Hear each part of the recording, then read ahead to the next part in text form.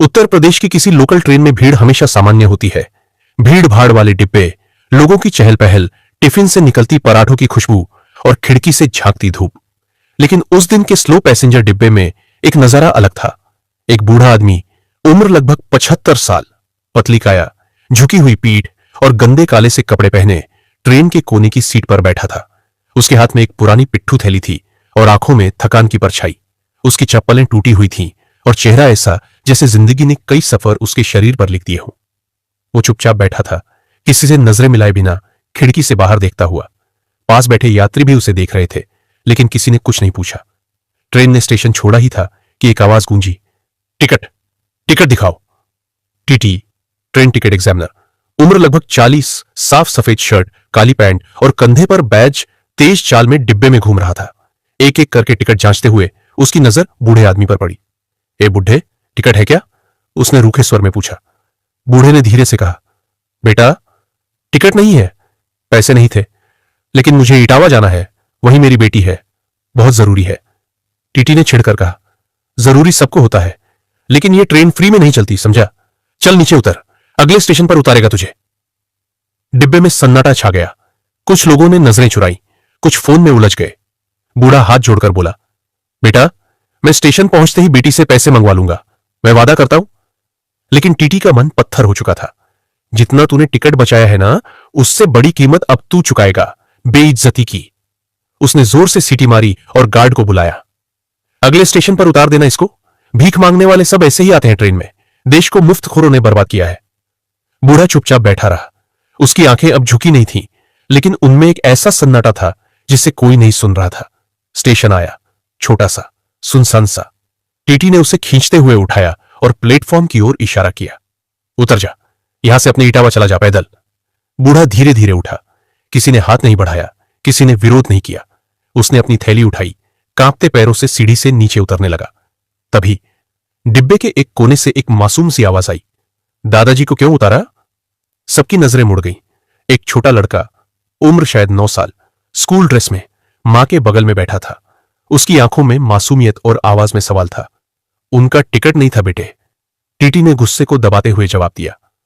बच्चे ने मां का पर्स खींचा और कहा, मम्मी, आप हमेशा कहती हो ना कि बड़ों की मदद करनी चाहिए, तो हम क्यों नहीं कर सकते? उसने मां की ओर देखा, फिर सबके सामने जाकर कहा, मैं उनके लिए टिकट खरीदूंगा, मेरी गुल्लक में पैसे हैं, प्लीज आप अभी के लिए दे दो, मैं घर जाकर वापस दे दूंगा। डिब्बे में एकदम सन्नाटा था। बच्चा टीटी की जेब में जबरदस्ती कुछ पैसे ठूंसते हुए बोला, प्लीज अंकल, दादाजी को मत उतारो। अब टीटी के चेहरे पर भी झिझक थी। एक पल को वो रुका, फिर नीचे उतरते हुए उस बूढ़े आदमी के पास गया। टीटी के कदम भारी हो चुके थे। वो प्लेटफॉर्म पर धीरे धीरे उतरकर उस बूढ़े आदमी के पास पहुंचा, जो अब भी एक पुराने बेंच के कोने में बैठा था, थका हुआ, लेकिन आंखें अब भी उम्मीद के इंतजार में थी। टीटी ने कुछ पल चुप रहकर उसे देखा, फिर गला साफ करते हुए कहा, बाबा चलिए वापस आइए, बच्चे ने आपका टिकट ले लिया है। बूढ़ा चौंका। उसने धीरे से टीटी की ओर देखा। कौन बच्चा? वो छोटा सा लड़का, स्कूल ड्रेस में, उसने आपके लिए पैसे दिए। आपकी जगह कोई और होता तो शायद चुप रह जाता, लेकिन उसने नहीं किया। बूढ़े की आंखें भर आईं, उसके होंठ कांपे, लेकिन वो कुछ बोल नहीं पाया, केवल हाथ जोड़कर सर झुकाया, मानो अपने जीवन के सबसे बड़े अपमान और सबसे सुंदर क्षण को एक साथ देख रहा हो। डिब्बे में जब वह वापस चढ़ा, सबकी नजरें अब उस पर थीं, लेकिन अब उनमें तिरस्कार नहीं था, संकोच और शर्म थी। वो बच्चा वहीं बैठा था, अब मां के कंधे पर टिका हुआ। बूढ़ा उसके पास गया, धीरे से झुका और कांपते हाथों से उसका सिर सहलाया। बेटा, तेरा नाम क्या है? आरव। तूने जो किया वो जिंदगी भर याद रहेगा, भगवान तुझे बहुत बड़ा इंसान बनाए। बच्चा मुस्कुरा दिया। दादाजी, आप तो पहले से ही बड़े हो, मैं तो बस छोटा सा काम कर पाया। यह सुनकर बगल में बैठे एक अधेड़ उम्र के व्यक्ति ने अपनी सीट छोड़ दी। बाबा, आप यहां बैठिए। अब वही लोग जो कुछ मिनट पहले तक चुप थे, मोबाइल में उलझे थे, अब अपनी जगह छोड़ रहे थे, सिर झुका रहे थे। उनमें अपराध बोध था और इस मासूम बच्चे के कारण उनकी आत्मा जाग चुकी थी। टीटी भी वापस डिब्बे में आया। उसकी आंखों में अब वो अकड़ नहीं थी। वो बोला, माफ कीजिए बाबा, ड्यूटी करते करते कभी कभी दिल कठोर हो जाता है, पर आज ये बच्चा याद दिला गया कि इंसान पहले बनना जरूरी है। बूढ़ा मुस्कुराया। गलती आपकी नहीं, ये जमाना ही ऐसा हो गया है जहां हर बुजुर्ग को झूठा, हर भूखे को चोर समझ लिया जाता है। लेकिन आज इस ट्रेन में एक छोटा बच्चा हमें बड़ा बना गया। ट्रेन ने फिर से चलना शुरू किया। खिड़की से बाहर खेतों की हरियाली थी और डिब्बे के अंदर अब एक गर्माहट थी, जो न ही टीटी की टोपी से आई, न ही किसी सरकारी आदेश से। वो गर्माहट एक छोटे दिल से निकली थी, जो न उम्र देखता है, न जात, न हालात, बस इंसान देखता है। ट्रेन अब धीरे धीरे इटावा स्टेशन के करीब पहुंच रही थी। वही स्टेशन जहां उस बूढ़े आदमी को पहुंचना था, जहां उसकी बेटी रहती थी, जहां वो कई सालों बाद मिलने जा रहा था। डिब्बे के भीतर अब कोई शोर नहीं था, सब कुछ शांत था, लेकिन उस खामोशी में भी एक गूंज थी, आरव की मासूमियत की गूंज। बूढ़ा अब भी उसी सीट पर बैठा था, पास में आरव बैठा। दोनों के बीच में उम्र का फासला था, लेकिन दिलों का नहीं। बूढ़े ने धीरे से अपनी पिट्ठू थैली खोली और अंदर से एक पुरानी सी मिठाई की डिब्बी निकाली। बेटा आरव, ये मैं अपनी बेटी के लिए लाया था, लेकिन अब लगता है इससे पहले तेरा हक बनता है।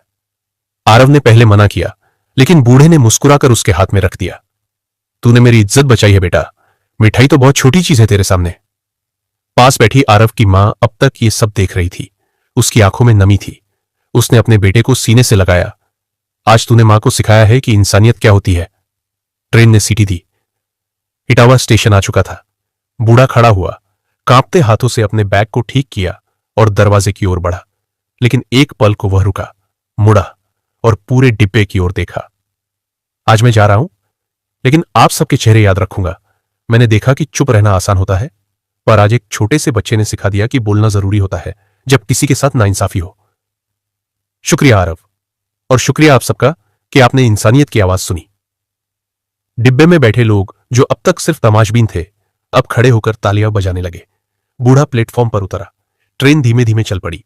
आरव खिड़की से झांक रहा था। उसने हाथ हिलाया। बूढ़े ने भी थकी मुस्कान के साथ अपना कांपता हुआ हाथ उठाया। खुदा हाफिज बेटा, और हमेशा ऐसे ही रहना। जब हम चुप रहते हैं तब अन्याय बढ़ता है, लेकिन जब एक मासूम दिल आवाज उठाता है तब पूरी दुनिया बदल जाती है। इंसान बनने में उम्र नहीं, इरादा चाहिए।